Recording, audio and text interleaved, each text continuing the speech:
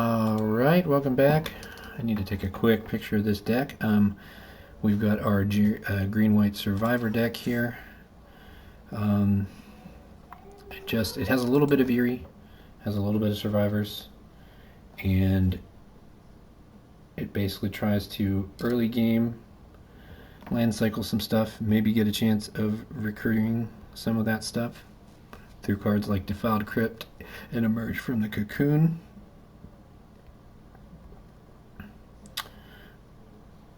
We really don't want to see graveyard hate, but that's just going to be a thing that happens if it happens. We do have some great recursion targets and patch play thing. We do have a decent curve. I like it. I do think our high end is a little high, but with our land cycling, hopefully that should not be too big a deal. I have noticed that this particular set seems to have a lot of clusters in the 4 and 5 range, but I do think that it plays in such a way that you can get to that. It's the 6 and 7s that I kind of look like a scan set going, I don't think that's going to happen. Or at least it takes a very specific kind of dedicated build to make those things happen. Alright, what do we got? Okay, we've got no color troubles yet with this setup, so it's a great keep. It's a little slow, but since we're on the play, that's actually good. We can afford to be maybe a turn slower than we would normally want to be. So we've got our Shrewd Storyteller hitting the table first. It'll either get removed or it'll get to start doing its thing. Then we've got Sheltered by Ghosts to make it more difficult to deal with too. If it doesn't, yeah, there we go. Scorching Dragonfire. You're going to see that card. It's a common. It's definitely one of Red's top picks. Because it also exiles for you, so there's no shenanigans. I'm not getting that Survivor back. Sucks too, because I've got Savior of the Small, so if it had just been a normal removal spell, I would have just been like, oh, no big deal. I'll be getting that back. Thank you very much.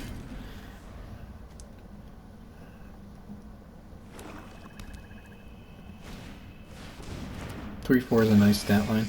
So I have options here.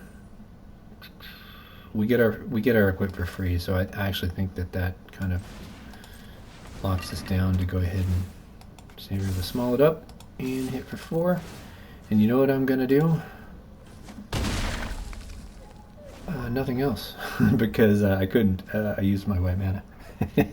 I thought I was going to do Shelter by Ghost, but actually I don't want to do Shelter by Ghost on the long neck, although maybe I did, because maybe he's got the Bite spell, but the Bite spell lets him take something from his hand too. So, I mean, he pretty well gets to do the thing if he's got that spell, and this is definitely a better target for Shelter by Ghost anyway, this Bashful Beastie. So I have the option here of either getting rid of the Beastie or the long neck, and I do think the Beastie is the right pick. We do now have lifelink, so we can race that long neck all day long. I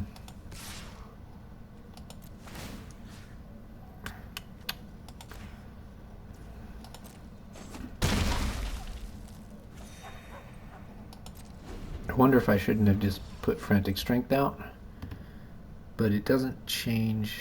It doesn't actually change my clock. I still. Well, yeah, I guess it does. It would make it 2 more turns instead of what's currently 3. More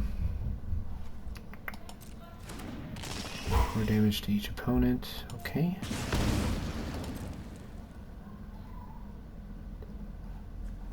This is an instant drag to the roots. So I think what I'm going to do is on end step, I'm going to go ahead and throw the Frantic Strength on there.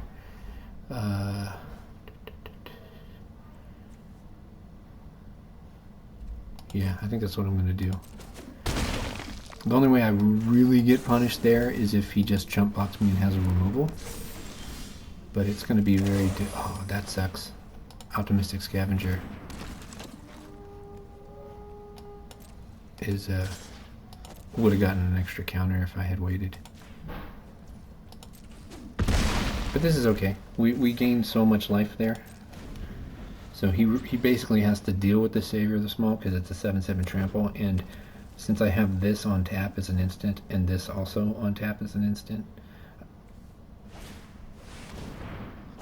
well, and I can pay the full mana cost for this too. This Cease from Slumber at instant speed. So I mean, I basically don't know what happens that makes me lose at this point, because he's gonna go for the block. He should go for the block, but it won't matter because I get to remove one of his guys. Now, if he's got that +3/+3 trample effect, well, that's pretty bad. That would hurt. But this right here, he's still going to take trample. I think he survives.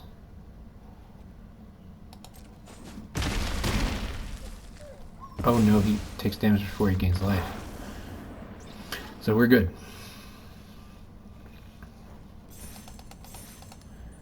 So I think that was just a bad game for our opponent. We didn't do anything amazing there. We just played our cards. I do think that maybe casting the +2/+2 enchantment a turn earlier would have put a little bit more pressure on, give him one less draw step. But it also could have been a huge disaster if he just, you know, terrored my guy. I forget. I think black has a card that could do that for 3 mana. I know they've probably got some edict effects. This is not great, but we do get to a plane cycle to get in onto the table here. We are, I think, on the draw, if I read that correctly.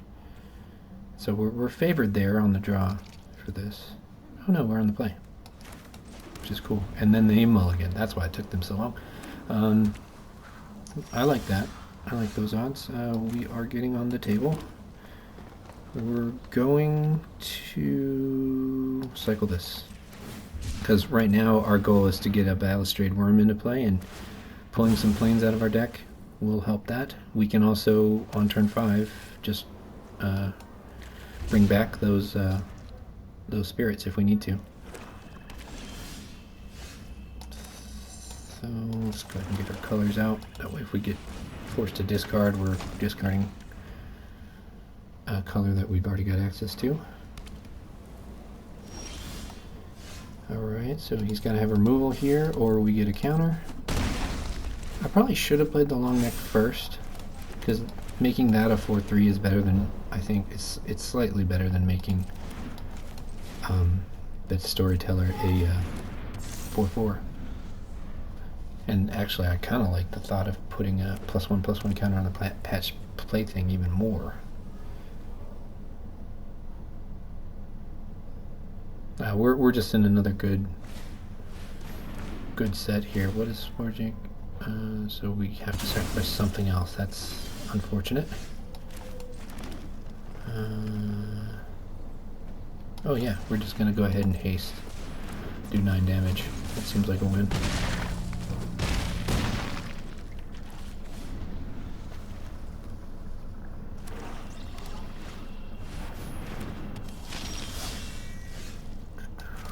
This is great.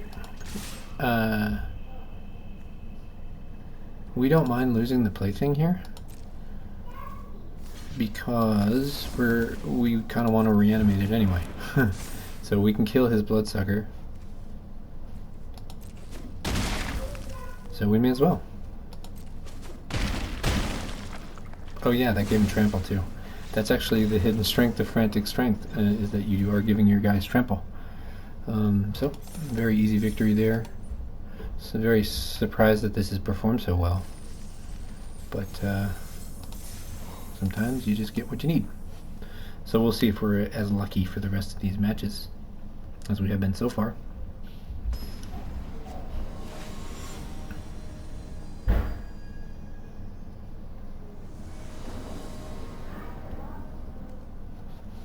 Boy, you got late fast.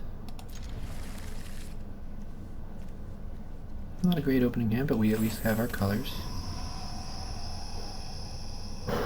And we're on the play again. How about that? I'll take it.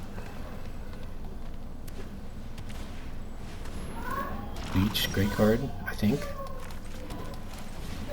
Grasping Long Neck.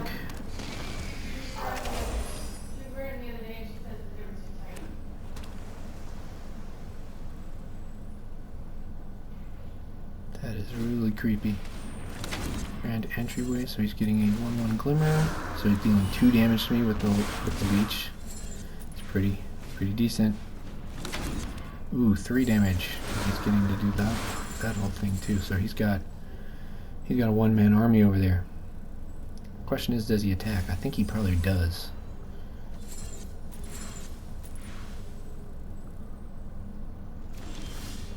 Okay. Okay. I don't like it, but I'm gonna attack.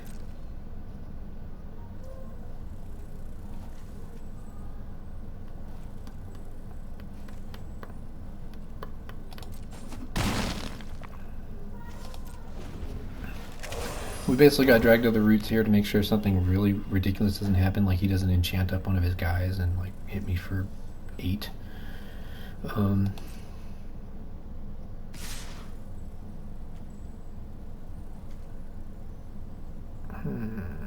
I gotta go shields down in order to do either Seize from Slumber or Drag to the Roots.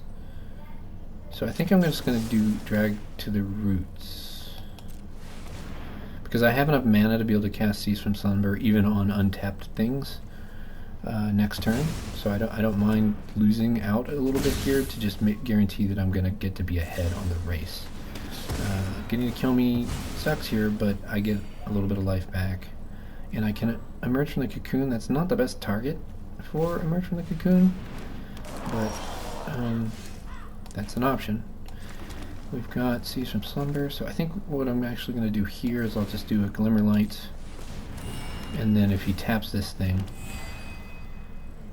we'll go ahead and get rid of it, because it's one of those things that can take over the game pretty quickly.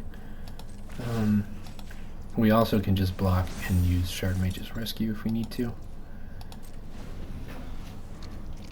I really want to hold out on this Emerge from the Cocoon to maybe get one of my land cyclers or something, you know, get to really abuse something like that. I wonder if it feels to me like once you have 4 mana, like the second mode on Keys to the House is more interesting, but then again, I guess it really depends on what he's holding in hand. Oh wow, that's cool. So you basically, every time you manifest Dread, you're going to pick one to become the creature, and then you get to draw the other one. So that's pretty decent. Oh, this is good. Each opponent may sacrifice a non-land permanent or discard a card. Then deals damage to each opponent who didn't. So he's going to get to deal 2 damage to me unless I do the thing. So I'll take the 2 damage.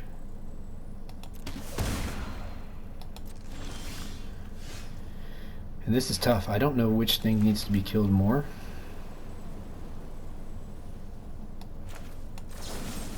I'm going to go with the Osseous Stick Twister though.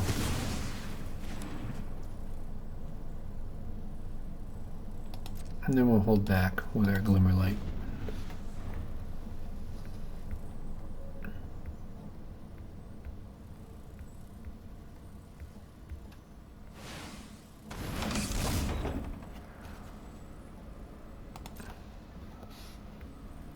So he basically gets to draw a card here. It's nice because he takes the weaker of the 2 cards, or the card that has the most upside when it's in play, and makes it the face down, and then he gets to draw the other thing. And it's a good door too. Ah, fantastic. Not what we want to see.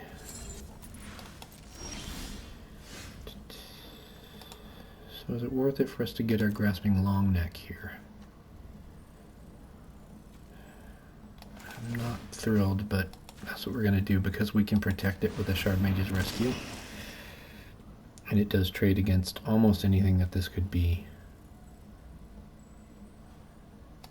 And I think I'm going to go ahead and Glimmer Light it too.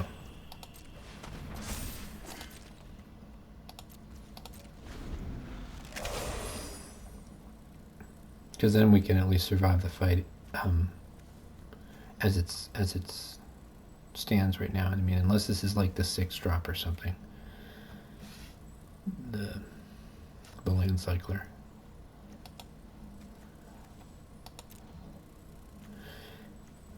It's funny. I would have thought that you almost never are going to end up flipping these, but I had a game not that long ago where I did flip something, and it won a combat because of the fact that it was it was a land cycler or something, and it was really instrumental.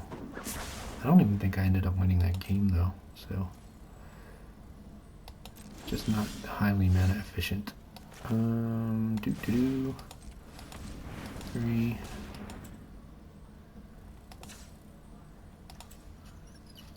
4. 5.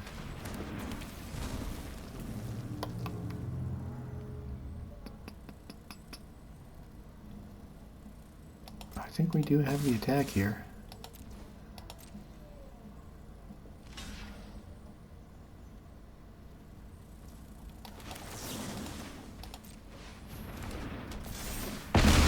No, I can't re-equip the Glimmerlight here because if I do this, Longneck will then die. But I am looking to get this either over onto the Trampler or onto the Glimmer. ASAP.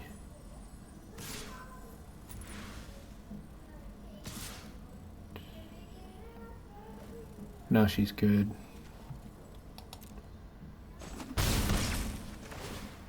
Balustrade Worm's gonna help me out big time here.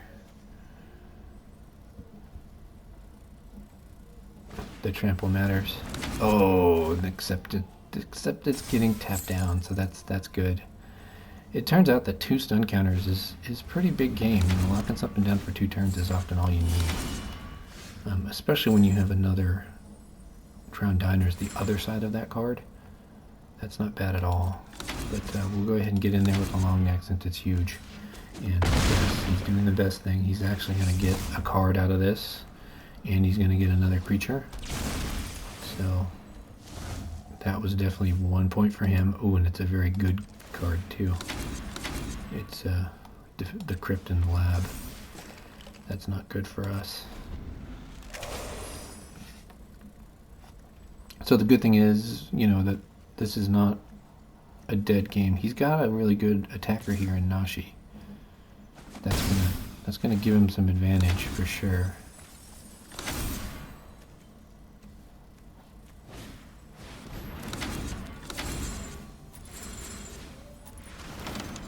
So he's gonna get a 2/2 for free basically, and another card from his graveyard. Ooh, this is not looking good.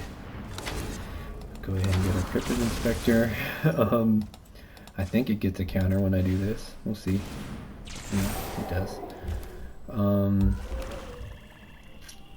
And not thrilled with this attack, but it's one that we need to make. He probably just blocks with these 2.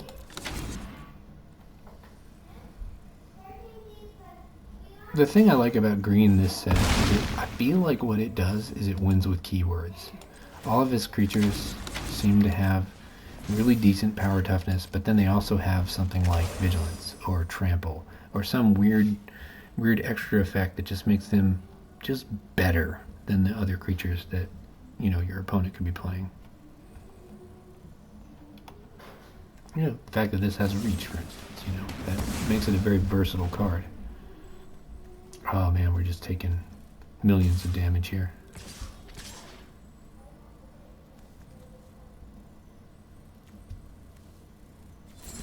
And he hasn't even unlocked his Rotunda, the diner. Just not great.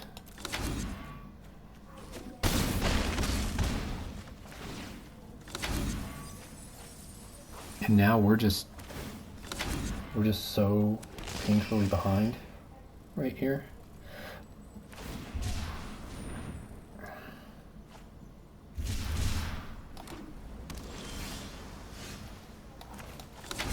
That's a decent thing to put into play right now. But I'm pretty sure we're dead. Like, I can't attack because I can't let him realize that he's got enough bodies on board to get around me and win.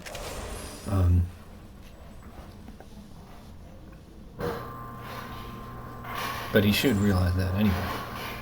if he's worth the salt as a Magic player, he just knows it's game over right now, because this guy has to be blocked by 2 creatures, and then even if the only thing I leave unblocked are these 2, he's advancing his board state enough that he can afford to lose a little bit of material on the table. But Elegant Rotunda means that he's going to have favorable blocks. I do get to gain a life here, but I believe I take the damage before I gain the life, so...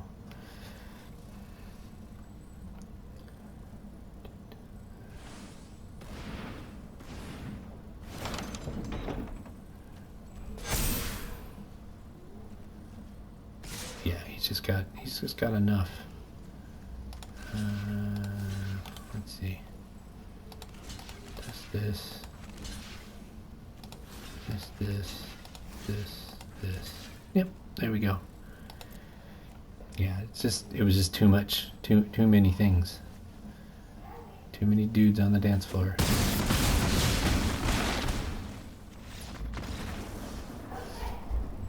And I think that's the beauty of Manifesting Dread too. Like that's what purpose it serves. It allows you to go wider. And cards like the Crypt just allow you to push a little bit wider than your opponent can.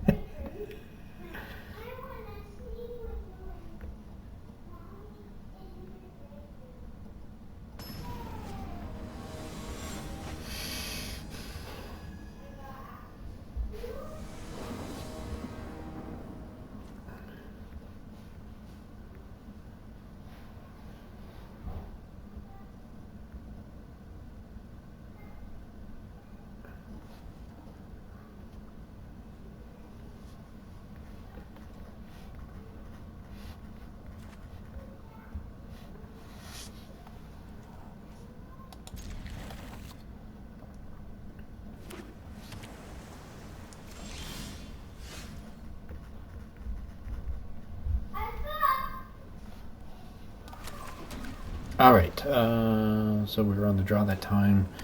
We luckily drew into our patch play thing, otherwise we really wouldn't have any plays. Go ahead and... should we go ahead and make the bet? No, we get a free equip if we wait.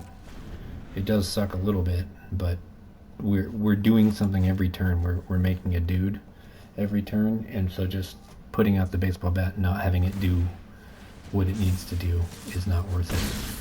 I think Root-Wise Survivor is actually going to be a weird kind of MVP this game. They'll probably deal with the play thing. If they don't, we've got the baseball bat to make it sting a little bit more. It's going to do 6 damage on its attack. What's that do? Oh, he's just bouncing it. Okay, we can do that. So that just deflates us to where we just end up spending turn 4 doing what we just did on turn 3. Other option is we can manifest Dread here and then equip it with the baseball bat. That blocks. So I think that's what we're gonna do. It's not the exciting play by any means. I don't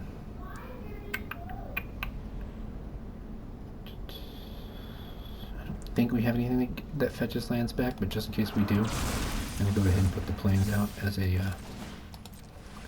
Dread. So we at least have a block for the Glimmerlight.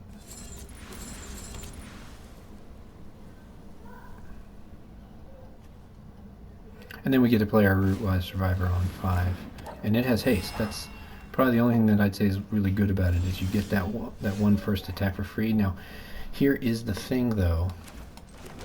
I think it's probably better to play the Worm here, because the Worm survives a combat. Oh yeah, I forgot. No, it was better to play the Survivor because we've got the bat to block, to tap a thing. So if he's going to block here, he's got to block with the Inquisitive Glimmer, which we want him to block with. I'm feeling good about this game.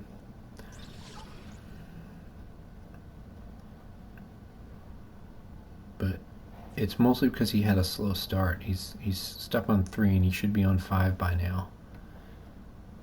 Maybe even on 6, really. So something troublesome is going on for our friend over there on the other side, where he just doesn't have the material that he needs. And I think Balustrade Worm is just gonna do so much heavy lifting for us. We'll tap down Glimmerlight guy. Gonna get to do the survivor thing.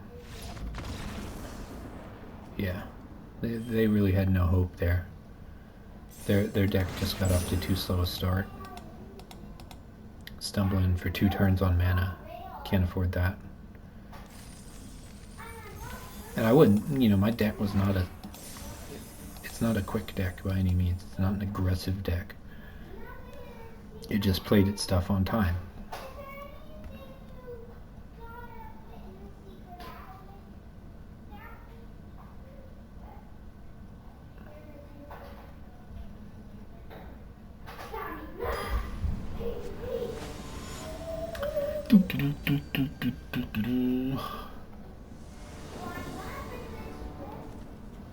Oh, this is nice. We got our Optimistic Scavenger on turn 1.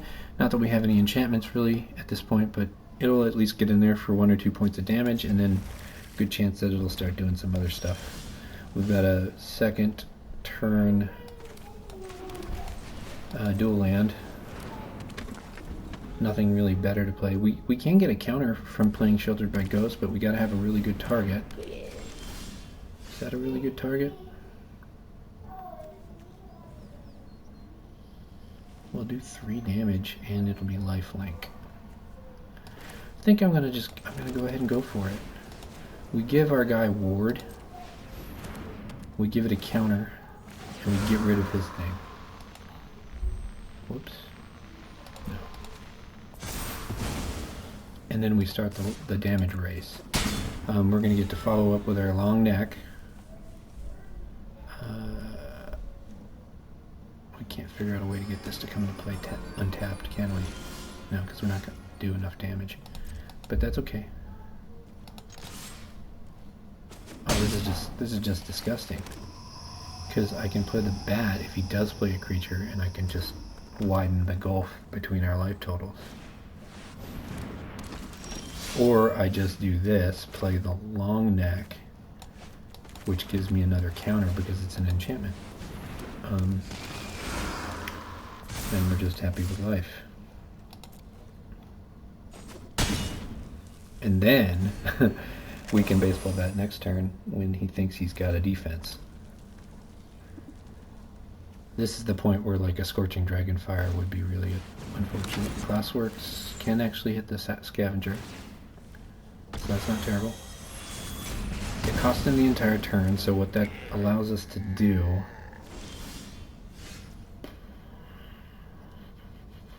oh, this is hard. I think what it actually allows us to do is keep the aggression up. Because he has a dumb choice here. He can either block both things and just have the Slayer, which is an aggressive card, as a defender. But I still get my Survivor no matter what. So I'm adding a 3/3 to the board and taking away one of his things. And then when I baseball bat next turn, that just makes it pretty inevitable.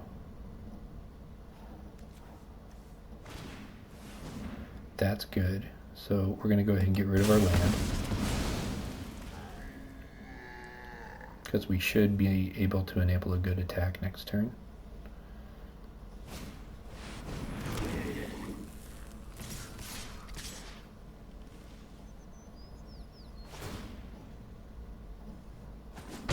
Not bad, but our life total's way ahead. So we're happy with that. We get to do our baseball bat.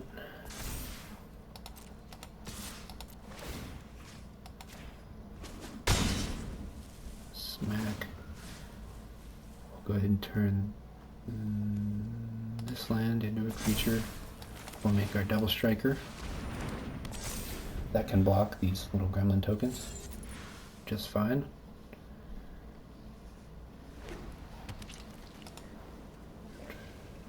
Don't even know if we want to under the skin anything.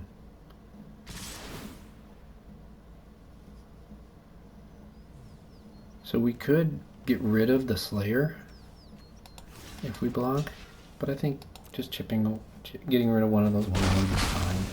Now, if he has a card that kills Root Wide Survivor, we're pretty sad here. But we're so far ahead at this point that it's somewhat okay. Very mobility does some good work for us. We don't get to attack with our 3/3, but we do get to go ahead and punch for 9. Which we would have gotten to do anyway, weirdly enough. But now we don't have to worry about the crackback from the Deadhead Beastie. And now really all we're really scared about is like a board wipe. Like that would have been an argument for not making one of my creatures a land. One of my lands a creature. Let's say that the correct way. But now we've got the exact situation that our opponent had last time, where we've got so much stuff on the board, we have the ability to tap down something. There's just no way they can prevent us from dealing 2 damage.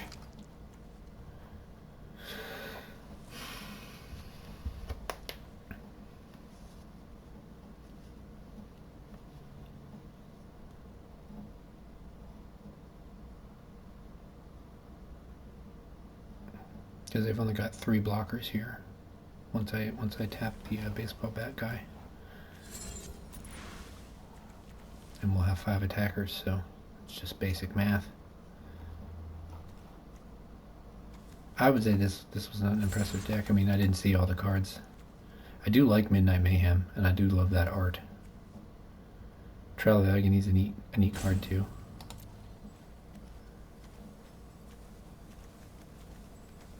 It's cool. The land cyclers are kind of free things that you can add into any deck, I think. But I do think that they're a card that you play when you didn't get there on synergy. So they're like a hedge. They just make sure you get to play some magic.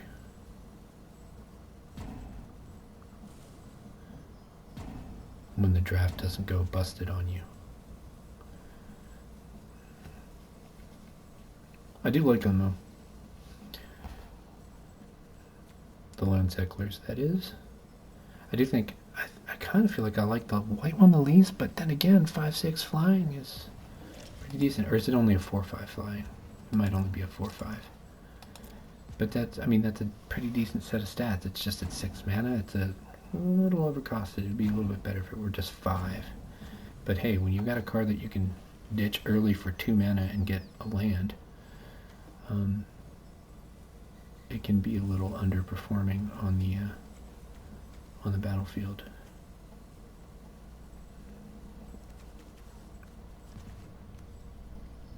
I see. So Most Valuable Slayer, I like the idea of this card a lot. It takes a very specific kind of deck, though, I think, to make this bonkers. Alright, well, tap down your best thing. Oh yeah, you're not at the keyboard anymore. You were just running down the clock.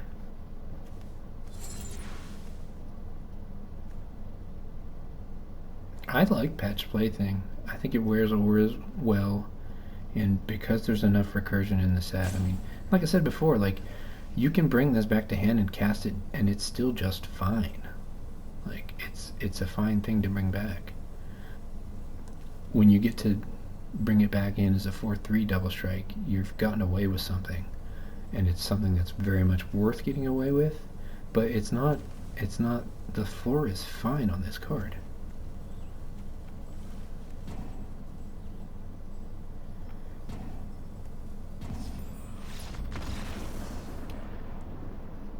And the ceiling is just ridiculous.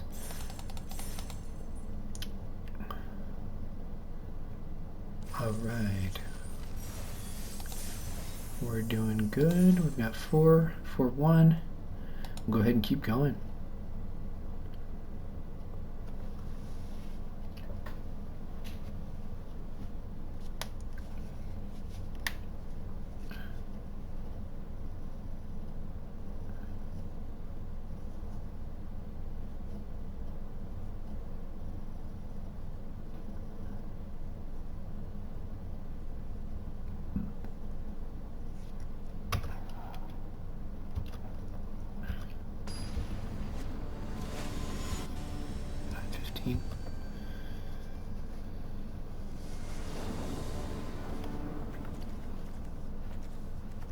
This is the worst hand we've had all night. This guy's going to be stranded, and this guy's going to be stranded. And this is not an exciting play. So I'm going to go ahead and mulligan this. Ooh, that feels bad.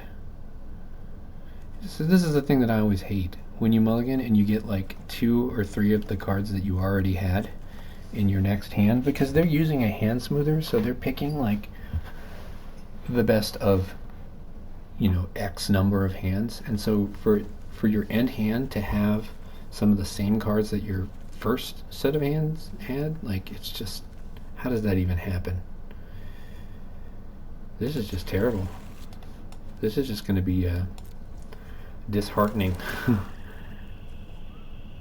No, we're not going to play our one drop that does nothing.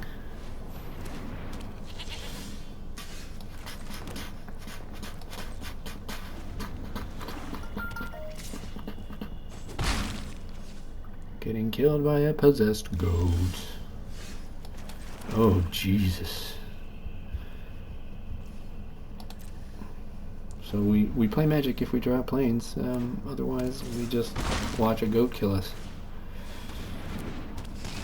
Fear of Infinity's cool. Okay, yeah.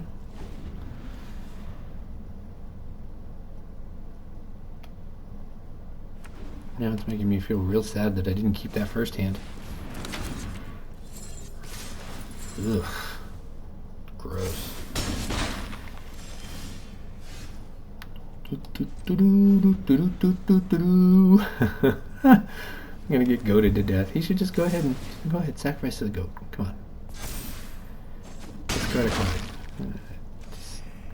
Give me some sort of hope here that I can maybe claw my way back in. No, it's not happening. Alright. Alright, so draw better. That's my takeaway. Make sure that when you play a deck, and I wouldn't even say that wasn't because of the 3 colors. That was also just a really shit hand, because putting out that the 2/1 first double striker wouldn't have really mattered in that game.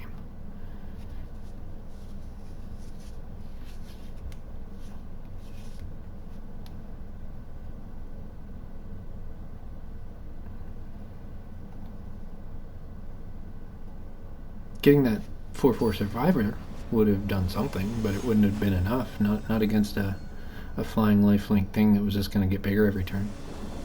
Basically a flying lifelink whirling dervish. This is much better.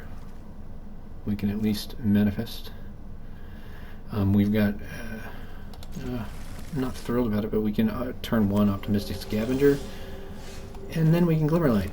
That'll actually get us on the table, because we really want to manifest dread once we have the Cryptid Inspector, because it'll get a counter, and then that turns this from a, you know, it's a base fine card. The floor is nice. It's a 2/3 vigilance. That's fine.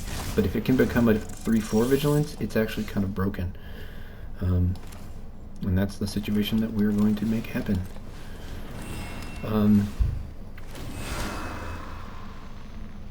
I'll put the counter on my token, and I'll not attack, because I don't want to give him a 2/2. Especially when I still want to get some more use out of this scavenger if I can.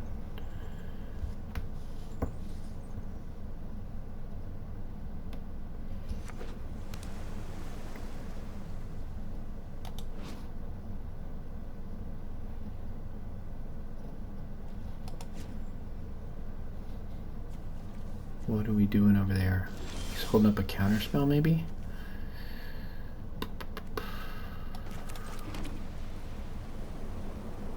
Alright, I'll go ahead and check with my Glimmer. See what happens.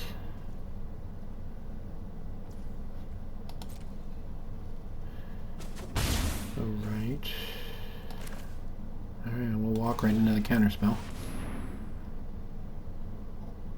I mean, you pretty much have to play your spells, you know? Like, it's a shame that we're losing something so good. But we are getting, oh, this is nice, Fear of Imposters. We are getting a Balustrade Worm on the table. Which is a nice thing to flip. A real nice thing to flip. So we want to try to maybe keep that alive if we can.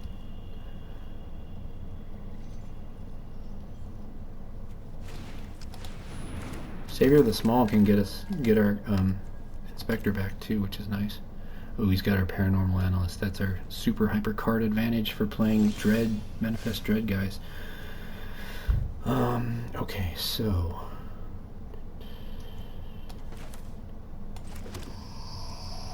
Okay. We've got 3 mana that we want to spend, so we're going to go ahead and send our Glimmer over. And then we'll manifest some more Dread.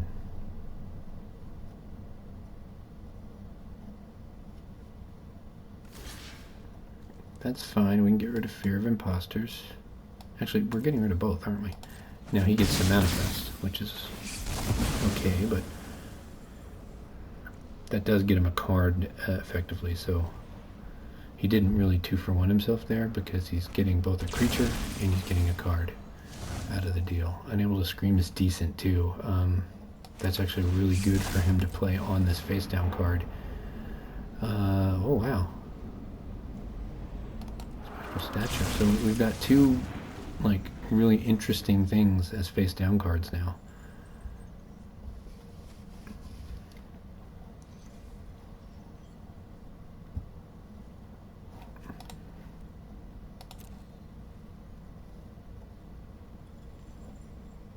I do think when you've got things like Savior of the Small, cards like Grasping Longneck actually get better because it can get retrieved by Savior of the Small. And I mean, the thing with Grasping Longneck is it comes to the table to die. Like, that's really what it's there to do. The fact that it's an enchantment is great. I actually think that's the liability, or the cool thing of this deck is that we get to sort of benefit by having Optimistic Scavenger, getting to play this, getting to find some ways to maybe bring it back and get extra value. That really seems to be what this set is about too, is all those times you can find little tiny avenues to get extra value. And he's going to be working it here. I think he's going to get back his Fear of Imposters.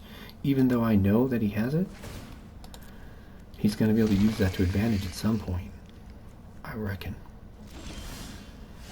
Shrewd Storyteller's fine. Longneck is fine. Savior of the Small would be fine.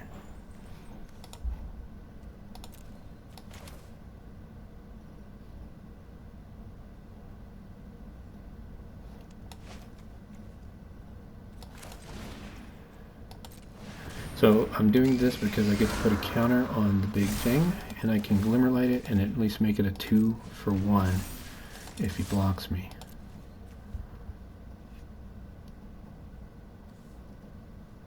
Because he's got to get rid of these 2 things. And even though he kind of got this one for pseudo-free, getting rid of these 2 things would actually be a really good benefit for me because I want this to die. And this can't really do its thing until I get to 6 mana.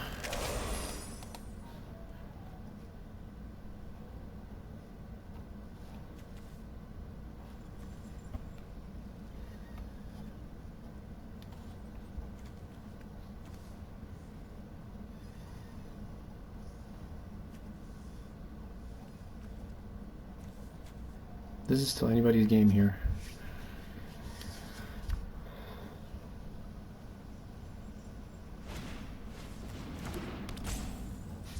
Do I still get my... No, I lose my ability, so that was good for him. The cool thing for me about this is I'm out of enchantments at the moment, so...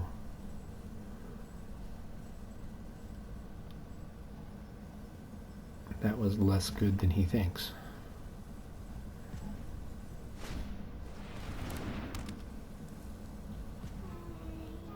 Oh, that was pretty good, though. Oh, you're feeling irpy? That's not good. Are you feeling good? No, I'm feeling great. When did you start feeling irpy? Just like 10 minutes ago.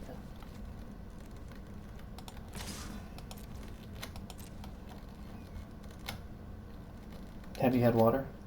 Yes. Okay. Multiple cups. I wonder if my tablet's still on.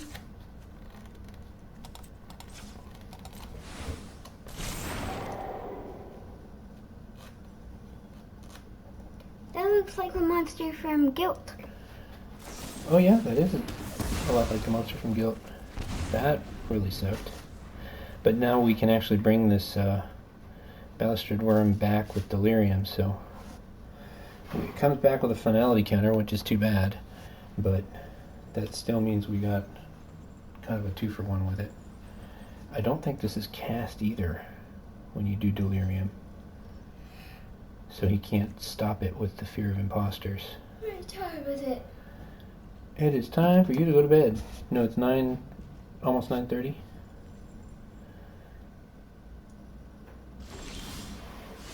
It's 9:20.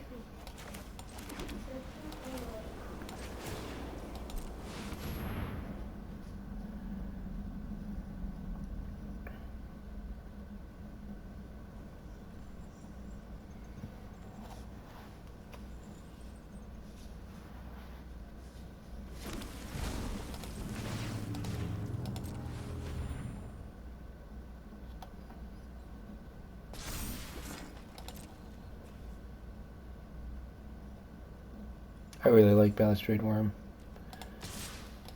It's good.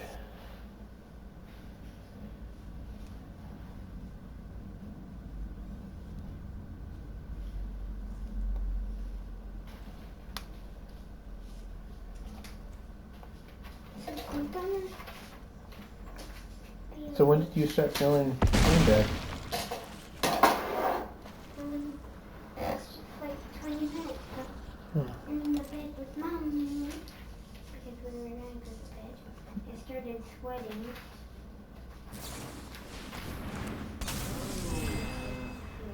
Alright, I gotta run for a sec. I'll be right back. Okay.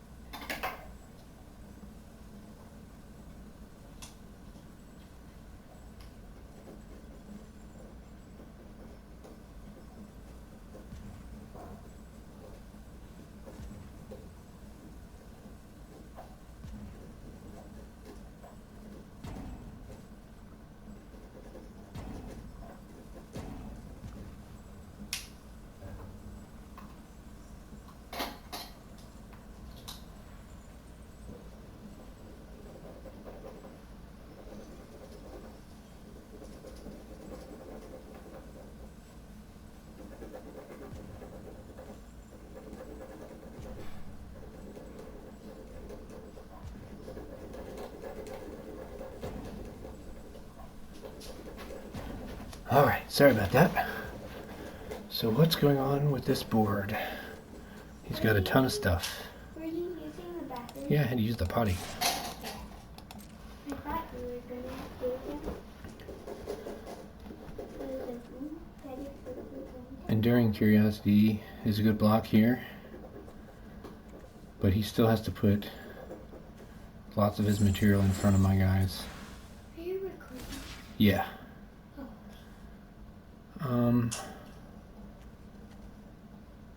Huh. I think I should just get rid of as many of his creatures as I can, because even though this is going to give him a benefit, if he's got less creatures than I do, then it's not that great.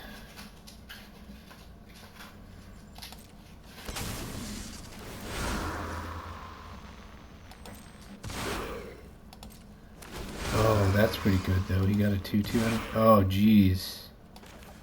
He just got so much stuff.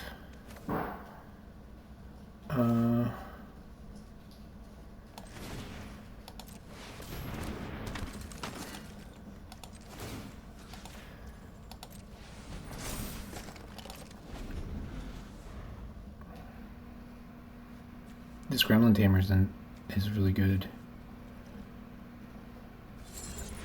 Your game looks cooler than it used to be. Yeah, the set right now is like a haunted house kind of set, and so it's got some really interesting art.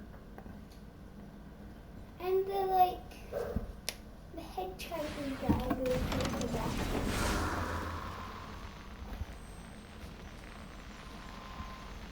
This game is going to get out of control really quickly.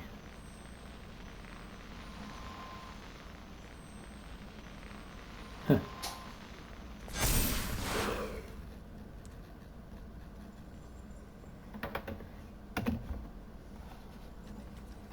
So there's a point here where he'll have the ability to just attack in with everything just to do it, and then just get some extra cards from the curiosity.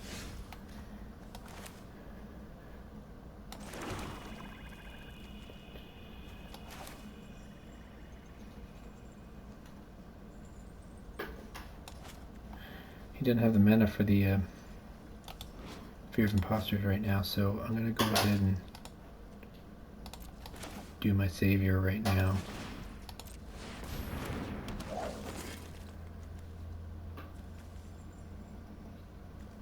Don't think we have a good attack with the storyteller, but one of the things we can do next turn is try to enable a good attack for savior.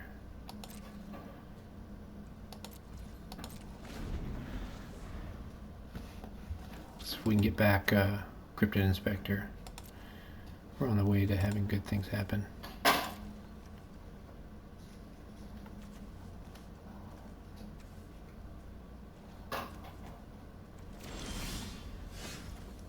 Alright, so what I don't want to do right now is I don't want to cast a creature spell. Oh, it counters any spell. Creature or not.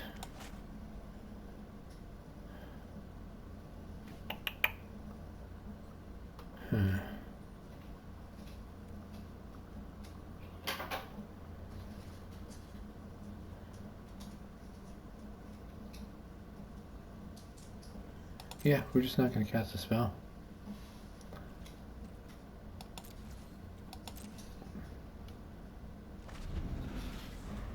I hate it. I really hate it. We're opening ourselves up to like a discard 2 or something.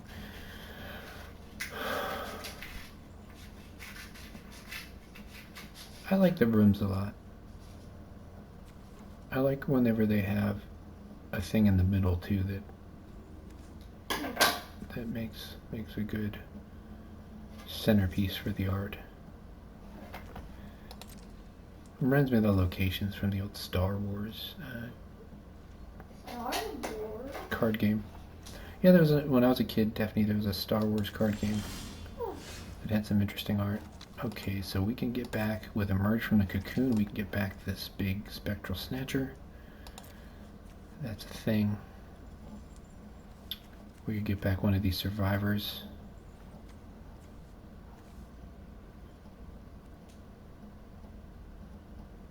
I think I'm going to go ahead and go for it. I'll go ahead and try to attack here.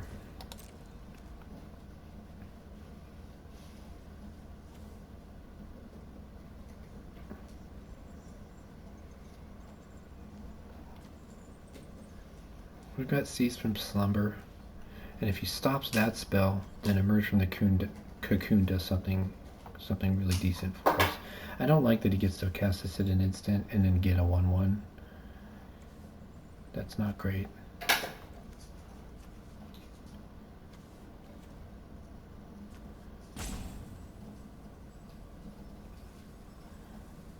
But I feel like in order to kill both of these things, he has to commit to losing a fair amount of stuff. And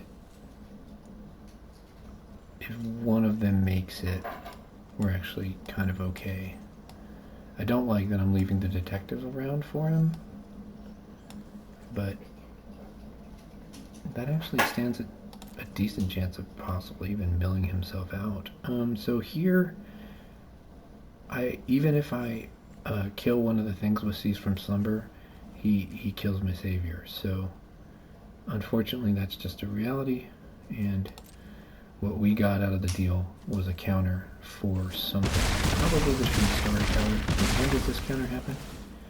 Right away. So I will put it on the storyteller here. And then what we're going to do is we're going to do Fear of Immobility. He'll get to do his thing. We'll get a manifester.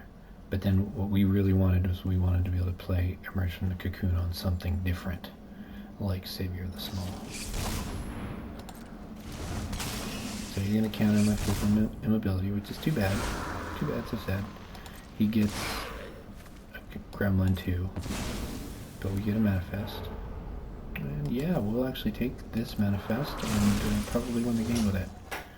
And then we can go ahead and just act like we're on the defensive here, because we're going to Cease from the Slumber if he does try to get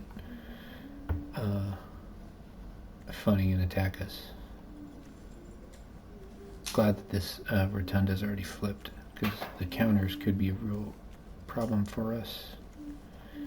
He kind of had to put the counters on the worst things to put counters for. I mean, the best thing defensively was to put it on this, but the worst thing offensively or defensively was to put it on the Gremlin Tamer.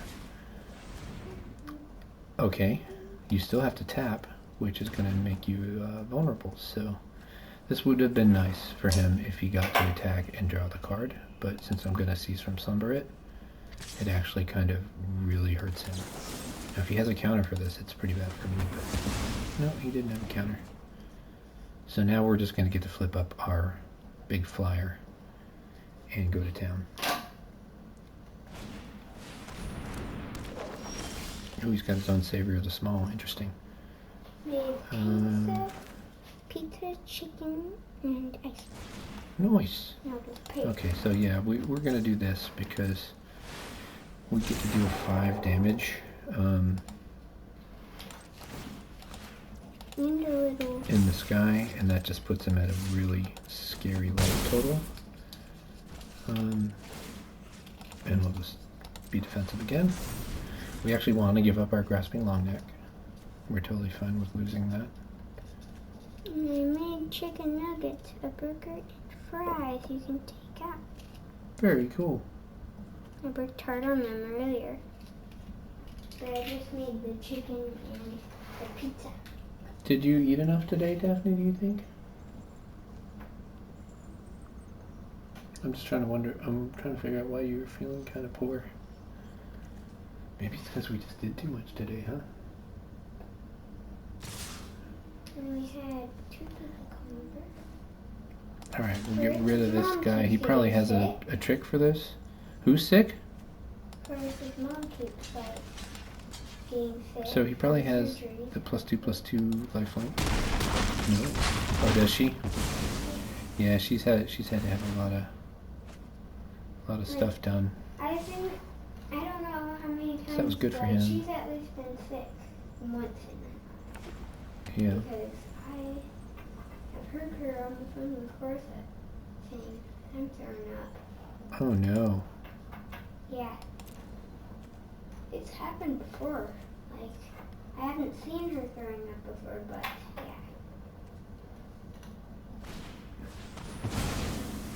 Okay, so exiling my guy, that's not a thing I like.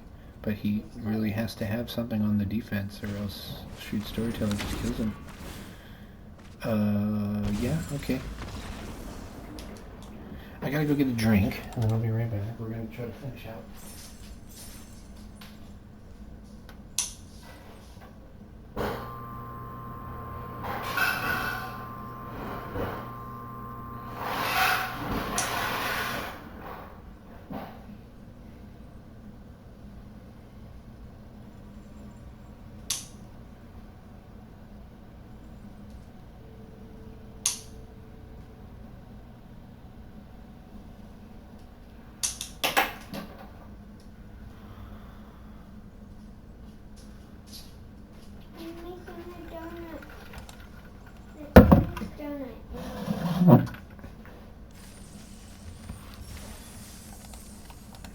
Alright, so we're at 5 and 2. Tiniest donut.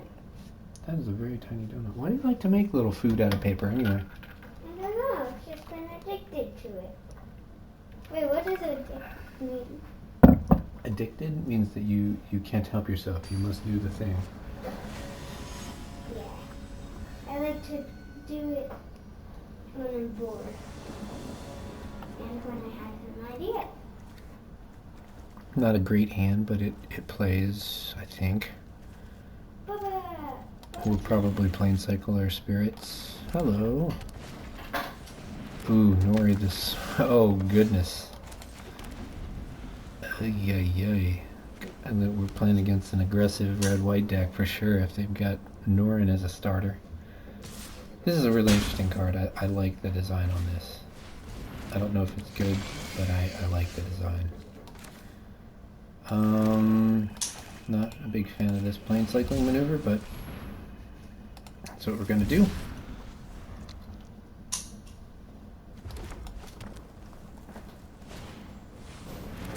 Yep.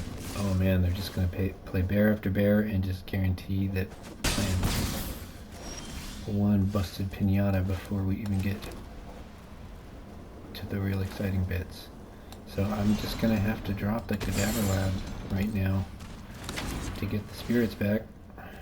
We're not going to plane cycle it this time because there's not really a benefit from doing so at the moment.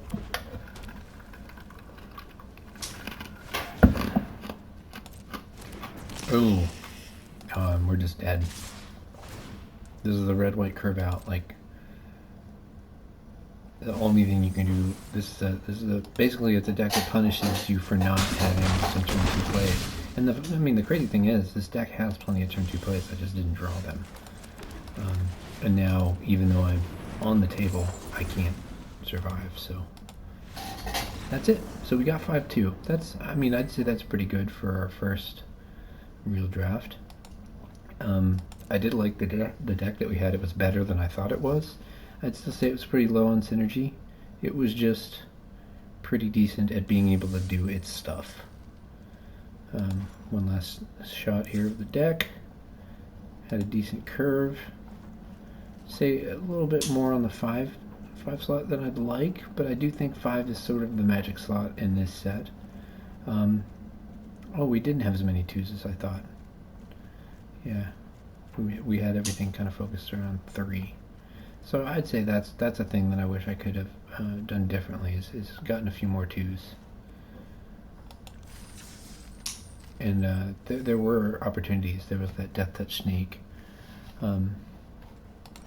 Definitely maybe a Death Touch Snake or 2 over some cards that didn't end up actually even getting cast by me, like Emerge from the Cocoon.